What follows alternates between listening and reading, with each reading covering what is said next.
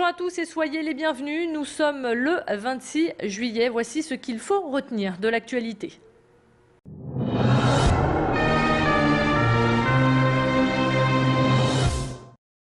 Fait divers, un corps a été repêché dans le canal de Tourcoing ce dimanche. Vers 8h30, 2 joggeurs ont fait la macabre découverte au niveau du quai du Hallot. D'après les premiers éléments, il s'agirait d'un homme de 50 ans qui aurait fait une mauvaise chute suite à une crise d'épilepsie. La police de Tourcoing a ouvert tout de même une enquête pour déterminer les circonstances exactes de ce drame.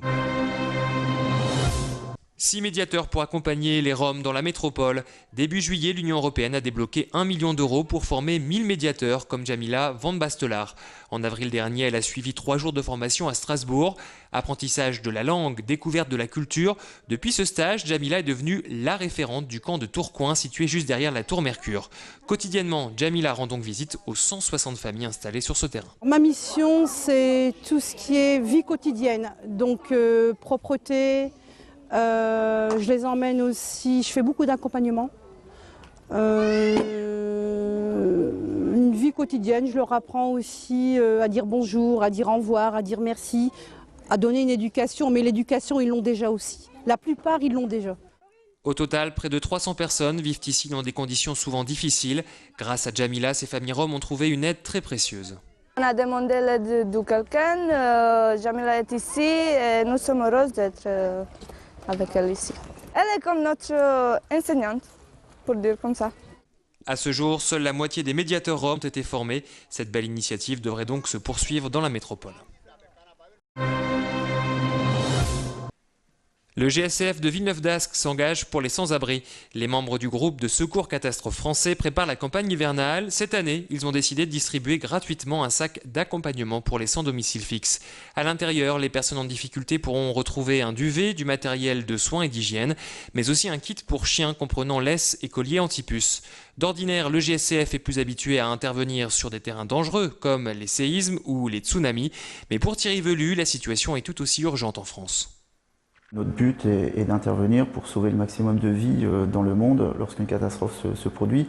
Donc la catastrophe est chaque année devant nos portes. Depuis 2 ans, j'hurle mon indignation de voir des personnes mourir de froid ou rester dans le froid et ne pas avoir d'hébergement. À notre époque, voir encore des personnes qui dorment dehors, voir encore des élus qui veulent bien accueillir des sans domicile fixe sans leur chien, sans leur animal de compagnie. On sait très bien que c'est leur compagnon, donc on ne pouvait pas laisser faire ça. Coût de chaque sac à dos, environ 100 €. Le GSCF compte donc sur votre générosité. Vous pouvez envoyer vos dons à la boîte postale 80 222 59 654 Villeneuve-d'Ascq ou vous rendre sur le site www.gscf.info.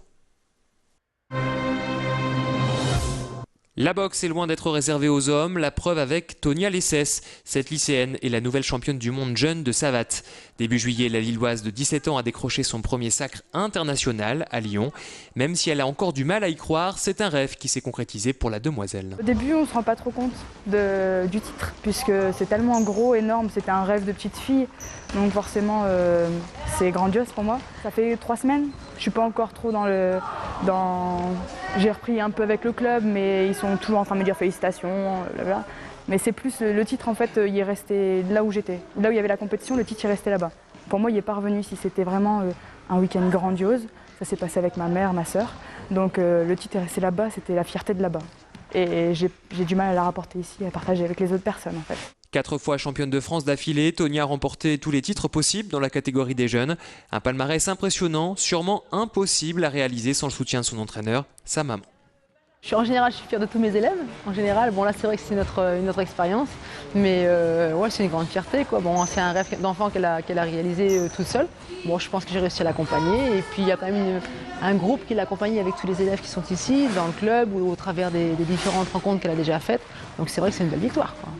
Après, il y a la fierté de la maman, mais je suis comme toute maman qui serait fière d'avoir un élève, que ce soit championnat du monde, championnat de France, avoir un élève en compétition, enfin avoir un enfant en compétition et qui s'en sort bien et en tout cas qui semble être épanoui, ben, c'est idéal, quoi. Et Tonia s'épanouit également en dehors du ring. Ses autres objectifs, passer son bac et intégrer Sciences Po, une grande école de commerce, l'an prochain. À 37 ans, Medivh est prêt à concrétiser un rêve d'enfance, conduire la même voiture que ses idoles, Starsky et Hutch.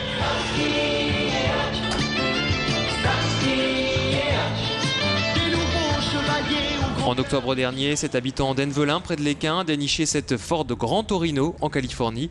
En quelques clics sur un site d'enchères sur Internet, le rêve est devenu réalité pour moins de 2000 $. Et depuis, Mehdi retape le véhicule pour en faire une copie parfaite du bolide de la série télé. Cette passion a commencé lorsque j'avais 6 ans, lorsque la série Starsky Hutch, la voiture, là, est sortie en 78 en France. Donc depuis ce temps-là, je suis tombé amoureux fou de cette voiture et j'ai toujours dit un jour je l'aurai. Et c'est un rêve que j'ai accompli plus de 30 ans après. Elle n'est pas en très très bon état. Là, j'ai tout démonté l'intérieur, tout refait. Parce que le plastique était mort, tout était craqué. Donc tout a été refait intérieur. Et d'ici un mois ou deux, je fais la peinture extérieure.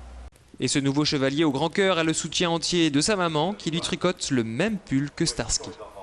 Je pense lorsqu'il va faire des petites sorties tout ça avec les copains, ils auront la veste, ils auront déjà les chaussures également bleues de Starsky et puis ils iront jusqu'au bout de ce qu'ils peuvent faire dans le rêve, quoi.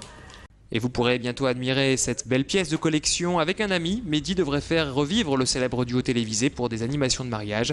Bien sûr, Mehdi va tenir le rôle du brun Starsky. C'est la fin de cette édition. Merci de votre fidélité. Merci de l'avoir suivi. Tout de suite, votre météo.